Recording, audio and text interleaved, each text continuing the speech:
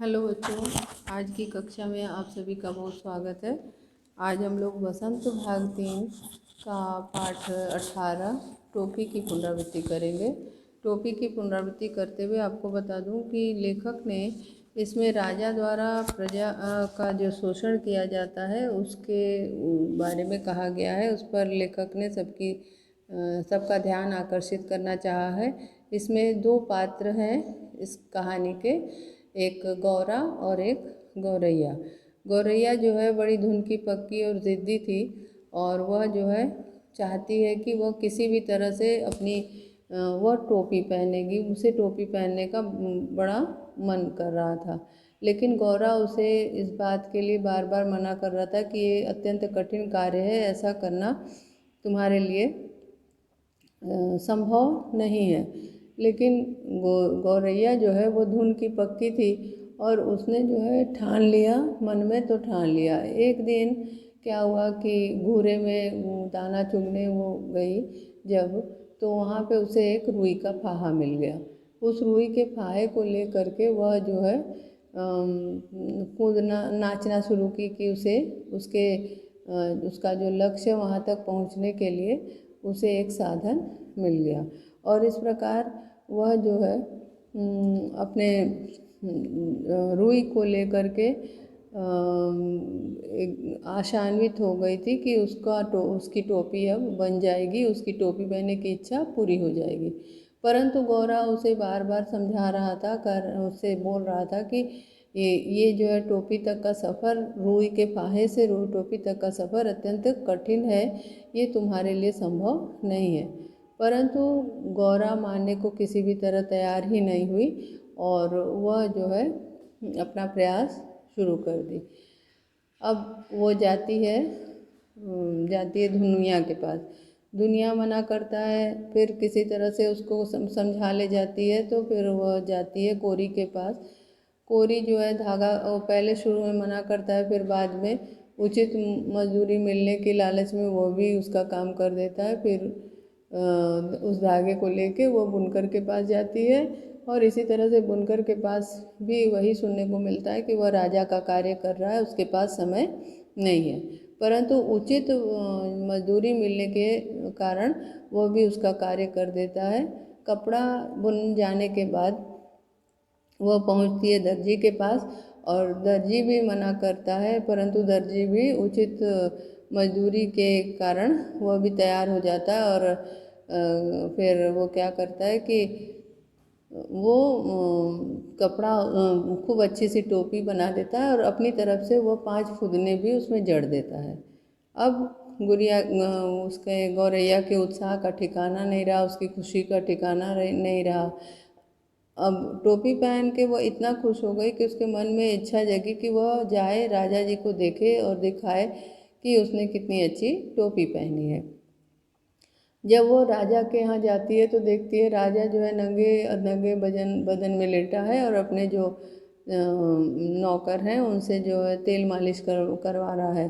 वहाँ वो घर के बरामदे में कंगूरे पे खड़ी होकर कंगूरे पे बैठ के चिल्लाना शुरू करती है, राजा मेरे सिर पे टोपी, राजा के सिर पे टोपी नहीं। राजा को इस बात से बड़ी शर्मिंदगी महसूस होती है, तो वह जो है अपने सिपाहियों से कहता है कि इसकी टोपी इसकी गर्दन मसल दो और इसकी टोपी छीन लो। सिपाही कहते हैं कि इस छोटे से जीव को मारने से क्या फ़ायदा, वो फिर चली जाएगी। लेकिन फिर भी वह मानती नहीं है। अब जो है कहता है गुलेल से इसकी टोपी मैंने इसकी टोपी छीन लो। इसके सैनिक गुलेल से मारते हैं, टोपी नीचे गिर जाती है और टोपी जैसे ही वो देखता है उसे लगता है इतनी छोटी सी चिड़िया के पास इतनी सुंदर सी टोपी कैसे आई। अब वो पता लगाने के लिए कहता है, तो एक एक करके सब आते हैं और सब एक दूसरे को उसके अच्छे होने का कारण बताते हैं। सबसे पहले दर्जी आता है और दर्जी कहता है कि अच्छा कपड़ा था इसीलिए टोपी अच्छी बन गई। और उसके बाद जो है बुनकर आता है, बुनकर कहता है कि अच्छा धागा था इसीलिए जो है कपड़ा अच्छा बन गया। फिर कोरी आता है, कोरी कहता है अच्छी रुई थी इसीलिए जो है धागा अच्छा बन गया। फिर जो है धुनिया आता है और उसने कहा कि उचित मुआवजा मिला इसीलिए मैंने उसका रुई अच्छे से धुन दिया। तो इस प्रकार राजा कहता है कि तुम अभी तक जो है मेरे लिए कोई तुमने इतना अच्छा काम क्यों नहीं किया, इसके लिए क्यों किया।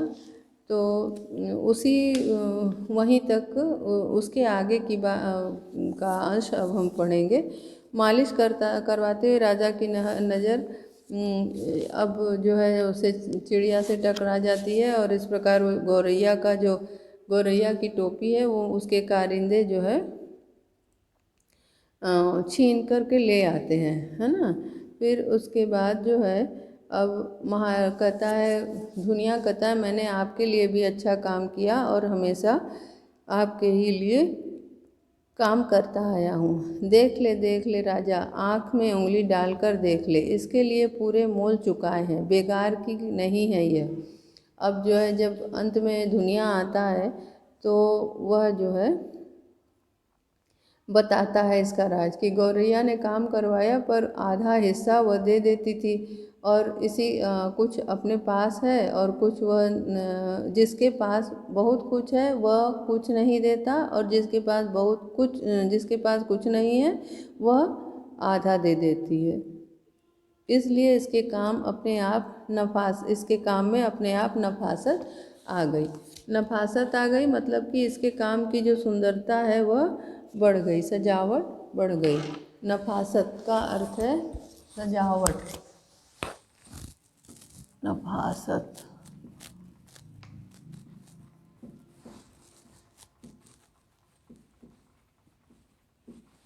नफासत का अर्थ है सजावट।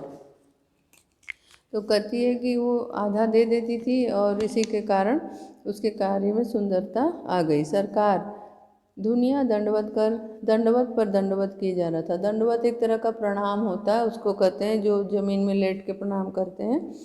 अब करें देख ले राजा, आज आँख में उंगली डालकर देख ले, इसके लिए पूरे मोल चुकाए हैं, बेगार की नहीं है ये। बेगार इसमें वह कहती है कि देखो राजा, ये मैंने इसके लिए पूरे मोल चुकाए हैं, ये मुफ्त का नहीं है। बेगार का अर्थ मतलब बेगार का अर्थ होगा मुफ्त, मतलब मुफ्त का हमने काम नहीं करवाया, हमने पैसे दिए हैं, उचित दाम दिया है और फिर काम करवाया है। आँख में उंगली डालकर देख ले, माने अच्छी तरह से देख लो, इसके लिए मैंने पूरे मोल चुकाए हैं, मुफ्त में ये काम नहीं कराया है। ये वो कहती है गौरैया। गौरैया फिर चिल्लाने लगी, यह राजा तो कंगाल है, निरा कंगाल। निरा का अर्थ है पूरी तरह से कंगाल है। इसका धन घट गया लगता है, इसे टोपी तक नहीं जुड़ती, तभी तो इसने मेरी टोपी छीन ली। अब जो है गौरैया दूसरा राग अलापना शुरू करती है। कहती है कि ये राजा जो है कंगाल है, इसके पास टोपी नहीं है, टोपी का सामर्थ्य नहीं है, जुर्ती यानी सामर्थ्य नहीं है, इसे टोपी पहनने का भी सामर्थ्य नहीं है, इसीलिए तो इसने मेरी टोपी छीन ली है। ये तमाम बेगार करवाने, बहुत सख्ती से लगान वसूलने के बावजूद राजा का खजाना खाली ही रहता है। वो कहती है कि इतना बेगार में काम करवाता है और इतनी कड़ाई से सारा लगान वसूल करता है, फिर भी इस राजा का खजाना एकदम खाली रहता है। इतना ऐशो आराम, इतनी लश्करी, इतनी लवाजिमों का बोझ खजाना संभाले तो भी कैसे, मतलब इतना ऐशो आराम की ज़िंदगी ये निभाता है और इस तरह से लश्करी मतलब जो इतना जो ये जो करता है खर्च, फालतू खर्च, मतलब का जो खर्च होता है दिखावे पे, बहुत मतलब दिखावा करता है। ऐशो आराम की ज़िंदगी, विलासिता, ऐशो आराम का अर्थ होगा विलासिता, पूर्ण ज़िंदगी बिताना, ठीक है। तो कह रही है कि इतना इतना ये जो विलासिता में गंवा रहा है। ऐशो आराम का अर्थ होगा विलासिता।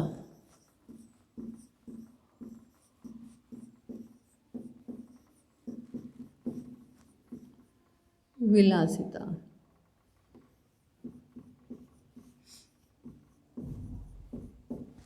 मतलब कि वह इतना ज़्यादा पैसा अपने सुख सुविधा अपने जो है ऐशो आराम में कर रहा है, लुटा रहा है, तो फिर इसका खजाना खाली होगा ही। इसका खजाना खाली तो होना ही है। तमाम लोग निकल गए थे यह अनोखा तमाशा देखने।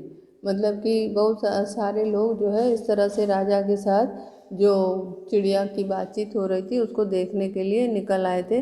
मंत्री ने हौले से कहा, यह मुंहफट तो महाराज को बेपर्दा ही करके रहे दम लेगी। मुंहफट मतलब जो है मुंह पे बोल देने वाली। हौले हौले मने धीरे। हौले का अर्थ होगा धीरे। हौले से यानी कि धीरे से।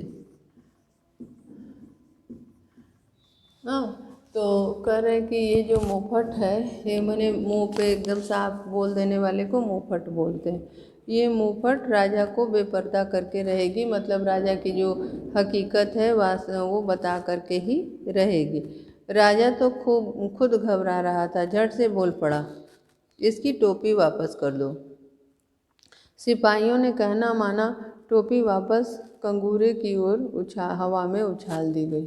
और राजा को भी घबराहट हो रही थी। वो सोच रहा था कि उसका भेद सब लोग ना जाने, मतलब इसकी जो असलियत है वो कोई जान ना पाए। और इस कारण जो घबरा करके उसने कहा कि इसकी टोपी से लौटा दो। अब सिपाहियों ने क्या किया कि उसकी टोपी जो है कंगूरे में वापस उछाल दी कि जिससे ये टोपी चिड़िया को मिल जाए और वो यहाँ से चली जाए। गौरैया ने फिर से टोपी पहन ली और उड़ उड़ कर कहने लगी, यह राजा तो डरपोक है, निरा डरपोक, मुझसे डर गया, तभी तो इसने मेरी टोपी लौटा दी। अब जो है देखिए यहाँ पे गौरैया को एक एक बहाना एक के बाद एक चाहिए। वह जो है अब कहने लगी कि ये जो राजा है ये बड़ा ही डरपोक राजा है और ये मुझसे भी डर गया, और मुझसे डर गया तभी तो उसने मेरी टोपी लौटा दी। कौन इस मुँह फटके मुँह लगे, क्यों मंत्री जी, कहकर राजा ने अपनी टोपी कसकर पकड़ ली। अब राजा कहते हैं कि इस मुँह फटके मुँह कौन लगेगा, इस मुँह फटके मुँह लगना बेकार है। और इस तरह से राजा ने अपनी टोपी को कसकर पकड़ लिया। अब ये कह रहे हैं कि राजा ने जो है अपनी टोपी कस के पकड़ ली, और मतलब कि इस तरह से कोई उसको कुछ न कुछ बोले जा रहा है और उस राजा उसकी बात में आ जा रहा है। वास्तव में राजा के अंदर अपनी गलती है, राजा खुद गलत है और इसी के कारण वह जो है गौरैया से इस प्रकार डरता है। अब इसके जो अनुच्छेद हैं उसी अनुच्छेद से हम जो है प्रश्न के माध्यम से पुनरावृत्ति करेंगे और उसके बाद पाठ के प्रश्नोत्तर पर चर्चा करेंगे। तो सबसे पहले जो है आपका प्रश्न है कि वे अपने घोंसले में कब आते थे। जो गौरा और गौरैया थे वे अपने घोंसले में कब आते थे। इसका उत्तर होगा गौरैया और गौरा अपने घोंसले में आते थे जब शाम हो जाती थी। शाम के समय वे अपने घोंसले में वापस आते थे। सुबह दाना चुगने निकलते थे और शाम होने पे वे वापस घोंसले में चले आते थे। घोंसले में आने के बाद गौरा और गौरैया किस विषय पर बातें कर रहे थे। घोंसले में आने के बाद गौरा और गौरैया जो है वह आदमी की सुंदरता पर, आदमी के कपड़े पर बात कर रहे थे। आदमी के कपड़े के विषय में बात कर रहे थे घोंसले में आने के बाद, कि क्योंकि टोपी पहनने की इच्छा थी गौरा की और वह आदमी के पहनावे की बात कर रही थी, जबकि गौरा जो है इसके पूरी तरह से विरोध में था। अब भिनसार शब्द का अर्थ क्या है, ये प्रश्न है। भिनसार शब्द का अर्थ क्या है। इस प्रश्न का जवाब होगा कि भिनसार शब्द का अर्थ है प्रातः काल। जब भोर में सूर्योदय होता है वो समय जो है भिनसार का कहलाता है। अगला प्रश्न है कपड़े पहन लेने के से क्या होता है। गौरा ने बताया था कि कपड़े पहनने से क्या होता है। उसने कहा था कि जो तुम जैसे कहा था ना कि तुम्हारी जो ये अंग अंग का जो कटाव है वो मेरी नज़र के सामने है और इसमें अगर पहन लो तो वो पूरा ढक जाएगा। तो ये सब कह के उसने कहा था कि जो उसका कहने का मतलब है कि कुदरती जो सुंदरता है वो ढक जाती है। कपड़े पहनने से कपड़े पहन लेने से क्या होता है। कपड़े पहन लेने से जो कुदरती सुंदरता है वह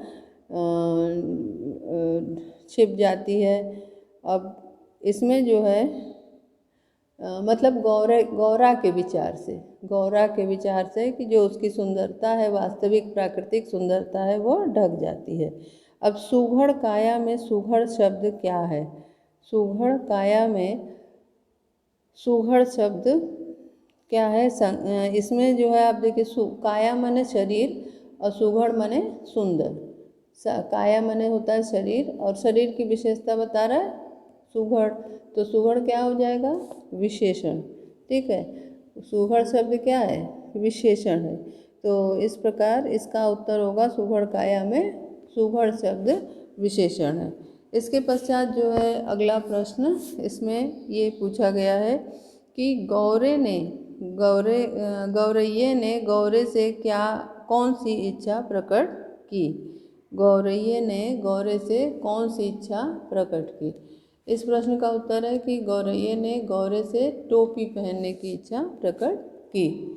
गौरैये ने गौरा से टोपी पहनने की इच्छा प्रकट की। टोपी कौन पहनता है। टोपी कौन पहनता है। तो गौरा के अनुसार इसका उत्तर होगा कि टोपी जो है वह राजा पहनता है। आदमियों का जो राजा होता है वह टोपी पहनता है। टोपी कौन पहनता है ये गौरैया जो है गौरा के हिसाब से गौरा के अनुसार टोपी जो है आदमियों का राजा पहनता है। गौरैया कैसी थी।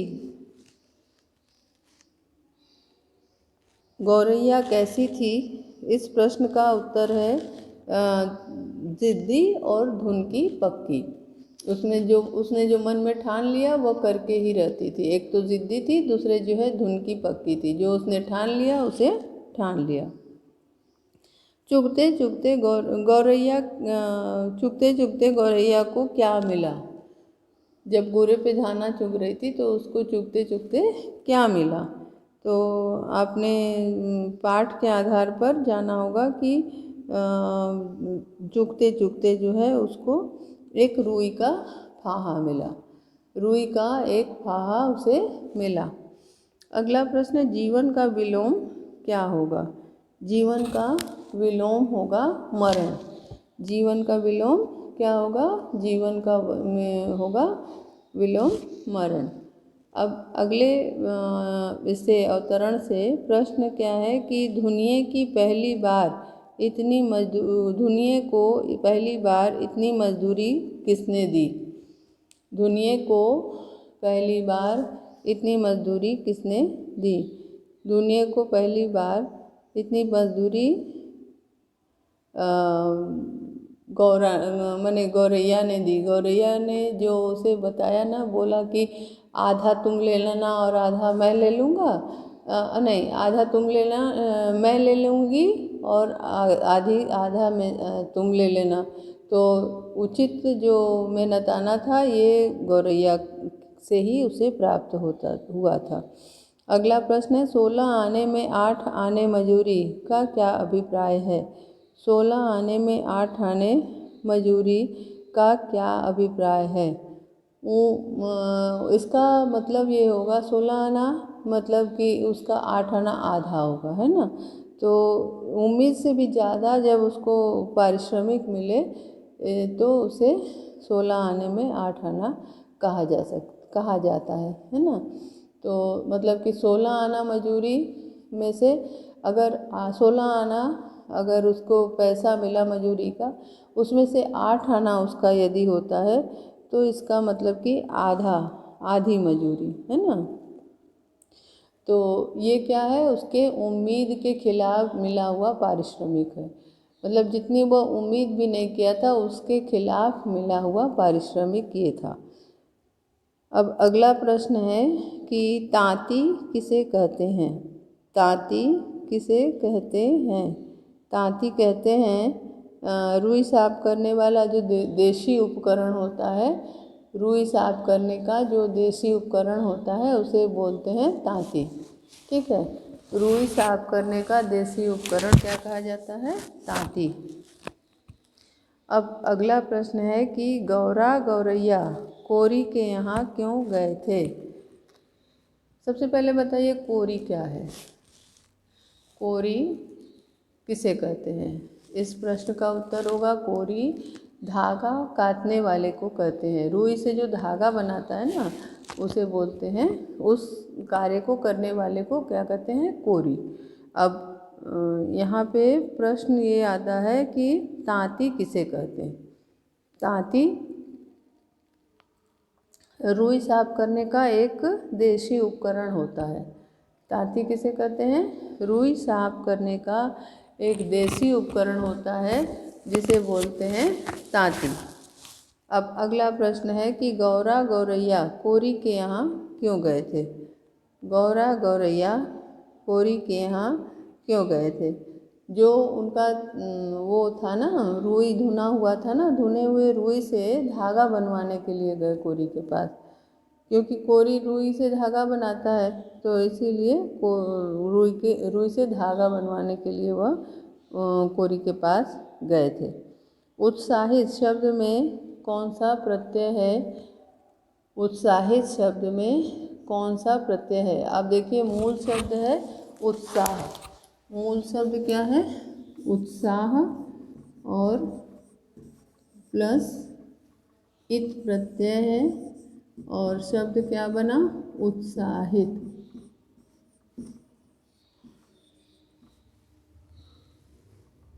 समझ में आया। इसमें उत्साह मूल शब्द है, इत प्रत्यय है और शब्द क्या बना, उत्साहित, है ना। अब अगला प्रश्न इसमें है अगले अवतर से, सिपाही ने गौरैया की टोपी क्यों गिराई। सिपाही ने गौरैया की टोपी क्यों की उतारी, क्योंकि वह टोपी पहन के राजा को चिढ़ा रही थी। वो बोल रही थी ना कि मेरे सिर पे टोपी, राजा के सिर में टोपी नहीं। तो इस तरह से वह जो है क्या कर रही थी, वह राजा को चिढ़ा रही थी, है ना। और उसके बाद का जो प्रश्न है वह है पहले सिपाही ने क्या किया।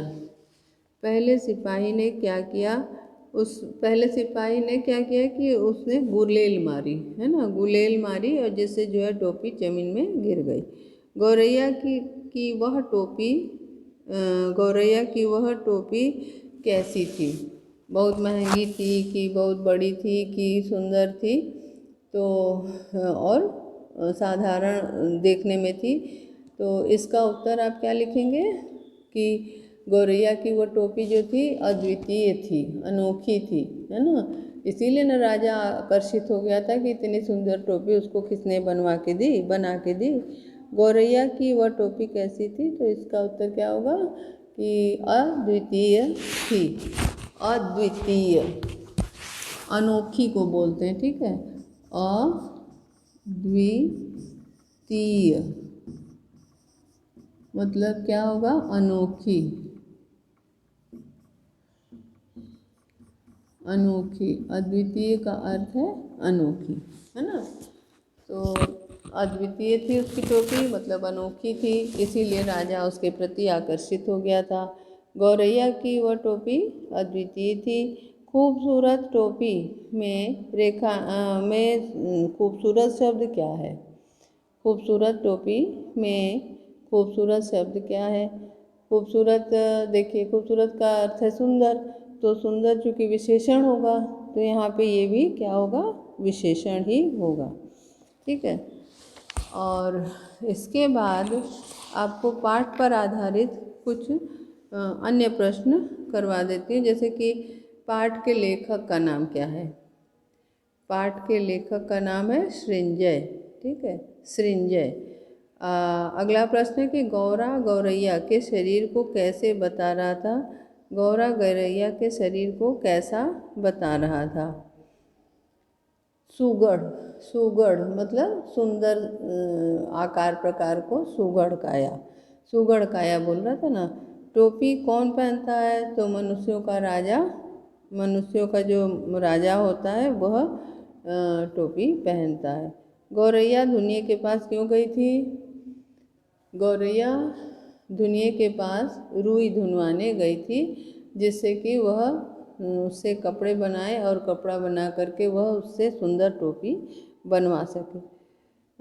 कितनी टोपियाँ सिली गई। कितनी टोपियाँ सिली गई दर्जी के द्वारा, कितनी टोपियाँ सिली गई। इसका उत्तर क्या होगा। इसका उत्तर होगा कि कितनी गौरैया के लिए जो टोपी सिली गई थी, और गौरैया बोली थी ना कि आधा आधा ले लेंगे। तो यहाँ पे ये कहते हैं कि आधा यानी कि 2 टोपी उसके लिए सिली गई है ना। बोली थी ना कि आधा तुम ले लेना आधा मुझे दे देना, तो इस तरह से टोपियाँ 2 सिली गई। दर्जी ने टोपी पर कितने फुदने लगाए। दर्जी ने खुश होकर कितने फुदने लगाए, 2 4 कितने लगाए। पाठ में आपने पढ़ा कि दर्जी ने उसके लिए 5 फुदने लगाए, अपनी तरफ से उसने 5 फुदने लगा दिए। गौरैया ने राजा को कैसा बताया। गौरैया अंत में क्या कहती है, अंत में कहती है कि राजा डरपोक है, निरा डरपोक, मुझसे भी डर गया। तो क्या बोलती है, हम लोग इसका उत्तर क्या लिखेंगे कि गौरैया राजा को डरपोक बोलती है। राजा ने गौरैया को कैसा बताया। राजा ने गौरैया को कैसा बताया। अंत में राजा सोच रहा था ना, डर गया था, सोच रहा था मेरी पोल बट्टी न खुल जाए, और सभी के सामने बोलना शुरू की कि राजा के कोष में नहीं है, खजाना खाली है। तो राजा डर गया था। तो राजा ने क्या कहा कि ये गौरैया कैसी है, मुँहफट है, इस मुँहफट के मुँह कौन लगेगा। तो राजा ने उसे बताया कि वह मुँहफट है। ठीक है। अब लेखक ने किसे परम संगी कहा है। लेखक ने किसे परम संगी कहा है। लेखक ने गौरा और गौरैया को परम संगी कहा है। परम संगी माने बहुत अच्छा दोस्त होता है ना, उसे बोलते हैं परम संगी। तो लेखक ने गौरैया और गौरा को परम संगी कहा है। गौरा को आदमी कपड़ा पहनने के बाद कैसा लगने लगता है। कैसा लगने लगता है। गौरा को आदमी कपड़े पहनने के बाद कैसा लगने लगता है। गौरा को आदमी कपड़े पहनने के बाद बदसूरत लगने लगता है। वो शुरू में मना कर रहा था ना कि जो प्राकृतिक सुंदरता है वो क्या होती है, ढक जाती है, इसीलिए वह बदसूरत लगता है। तो गौरा का विचार क्या था कि कपड़े पहनकर आदमी बदसूरत हो जाता है। अब अगला प्रश्न है कि गौरैया ने गौरा को आदमी के बारे में क्या बताया। गौरैया ने गौरा को आदमी के बारे में क्या कहा कि आदमी जो है रंग बिरंगे कपड़े जब पहनता है तो वो रंग बिरंगे कपड़े पहनकर और भी सुंदर लगता है। यानी गौरैया की धारणा थी कि कपड़े पहनकर आदमी और सुंदर लगता है। अब अगला प्रश्न है कि कपड़े पहनने के पक्ष में गौरैया ने क्या तर्क दिए। कपड़े पहनने के पक्ष में गौरैया ने क्या तर्क दिए। तो आपने देखा होगा कि कपड़े पहनने के पक्ष में थी वह गौरैया, तो इसीलिए उसने कहा कि केवल खूबसूरती ही नहीं बढ़ती बल्कि मौसम की मार से भी आदमी इससे बचता है। माने कपड़े पहनकर इंसान जो है मौसम की मार से भी बचता है। इस तरह कपड़े पहनने से कई लाभ हैं। ठीक है। अब गौरैया की टोपी कैसे बनी? गौरैया की टोपी कैसे बनी? तो गौरैया रुई घूरे से रुई का फहा लेकर के कहाँ जाती है? दुनिया के पास। दुनिया के पास से रुई धुनवा के जाती है कोरी के पास। कोरी के पास से जाती है वह बुनकर के पास, और बुनकर के पास से कपड़े लेकर के जाती है, कपड़ा लेकर के जाती है दर्जी के पास, और इस तरह से दर्जी उसे एक सुंदर टोपी बना देता है। इस प्रकार गौरैया की टोपी बन जाती है। आज बस इतना ही, शेष अगली कक्षा में पढ़ेंगे। धन्यवाद।